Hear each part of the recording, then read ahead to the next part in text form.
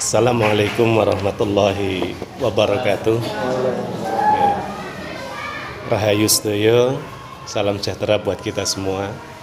Alhamdulillahirabbil alamin. Dumateng Bapak Kepala Sekolah ingkang kawula hormati, Bapak Ketua Komite Sekolah SD Negeri 2 Blunyahan ingkang kawula hormati, dan dumateng Ibu Guru Ana ingkang kita hormati, kita tresnani, dumateng para bapak, para ibu sedaya ingkang minulya.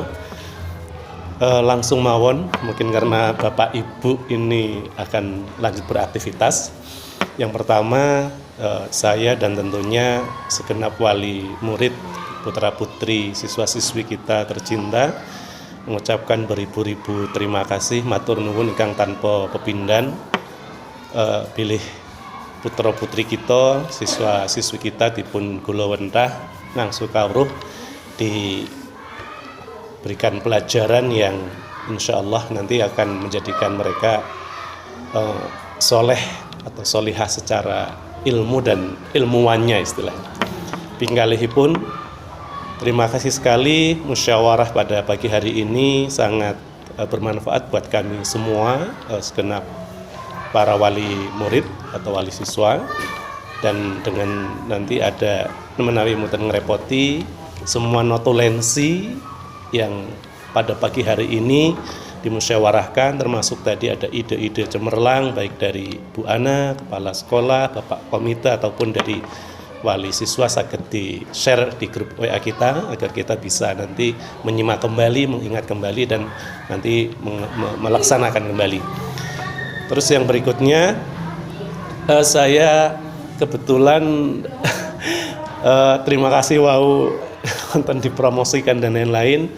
Namun kawula punika keleresan ada tugas sedang menyelesaikan S3 kawula yang ini juga perlu waktu, perlu pemikiran, dan saya sedang tugas belajar, dan per 1 September besok baru aktif kembali setelah 4 tahun. Jadi saya yakin banyak juga yang lebih pantas dibanding kawula. Jadi kawula tak istilahnya menstabilkan dulu kawula yang akan kembali ke kampus menyelesaikan S3 kawula dan lain-lain. Insyaallah menawi sampun nanti cekap, insyaallah nanti mungkin bisa berkontribusi atau ikut mensupport perkembangan kemajuan SDN Negeri 2 Blunyahan. Kemudian yang terakhir kepada Bapak Kepala Sekolah, Bu Ana, dan kepada Pak Mul.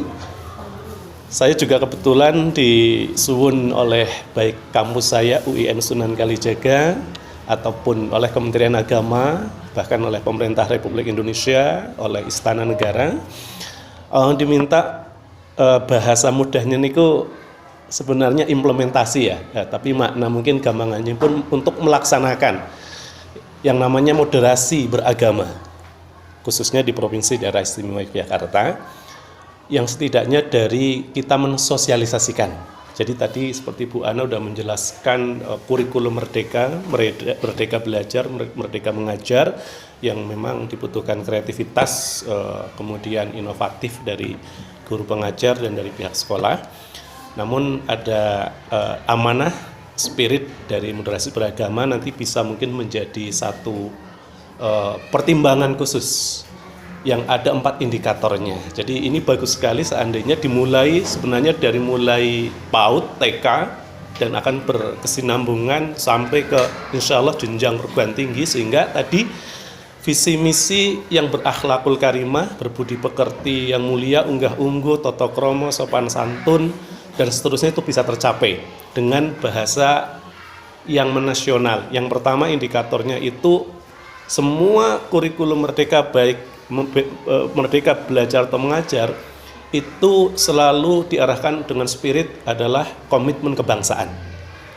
Kita punya agama, kepercayaan masing-masing, tapi ketika dalam konteks kita istilahipun secara umum di masyarakat, kita memperlihatkan spirit bahwa kita satu bangsa, satu bernegara. Nah, konsekuensinya kalau kita kemudian ada spirit itu kemudian disoundingkan, sosialisasikan terus, otomatis anak-anak akan toleransi. Tidak hanya toleransi beragama, tapi toleransi ya kepada siapapun dan apapun, baik kepada manusia atau pada alam. Jadi ini implikasinya sangat luas. Yang ketiga, otomatis putra-putri tercinta kita insya Allah akan bisa mengamalkan indikator yang ketiga, yakni anti kekerasan, baik verbal ataupun non-verbal, baik secara ucapan ataupun perbuatan, atau bahkan dimulai dari niat, tidak ada sedikit pun. Dan tadi contoh Pak Mul tepat sekali. Ini yang sebenarnya menjadi permasalahan tidak hanya di Indonesia tapi secara internasional, global. Dan yang terakhir, nah ini yang tadi benar-benar kita bisa empat-empatnya dari mana saja, tapi konteks ketika kita wonten ing budaya adiluhung Ngayogyakarta Diningrat, ini bisa kita porsinya diperbesar adalah untuk kita beradaptasi seiring sejalan penerimaan terhadap yang namanya kearifan lokal.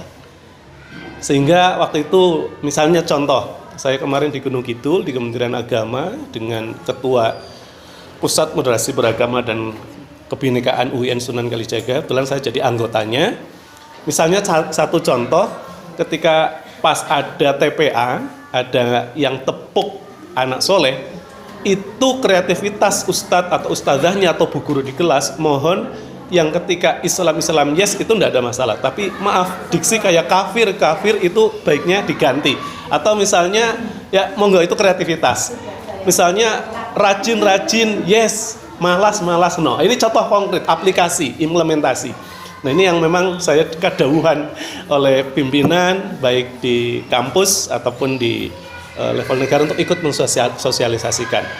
Nah dengan harapan ketika 4 indikator, komitmen kebangsaan, toleransi, anti kekerasan, penerimaan, adaptasi seiring sejalan dengan kearifan lokal, adat istiadat, budaya, tradisi, ini insya Allah nanti dengan kita tentunya punya ideologi Pancasila dan seterusnya, ketika semua aktivitas baik formal pendidikan di sekolah dan informal di masyarakat terus kita sosialisasikan, kita gaungkan, kita implementasikan, bahkan kedepannya kita institusionalisasikan, kita lembagakan, ya insya Allah kalau bahasa Islami pun kita akan menuju baldatun thayyibatun warabun ghafur, negeri ingkang gemah araripah loh jinawi, tentrem kartoraharjo harmoni rukun dalam aspek batin zahir lahir utawi sukma jiwa raga. Nggih mekaten saderengipun niki kathah ndongeng kathah matur wonten klenta-klenta atur kirang nuju prana nyulung muntering sisa muntering pangaksami mugi sedaya berkah manfaat kaula akhiri. Assalamualaikum warahmatullahi wabarakatuh.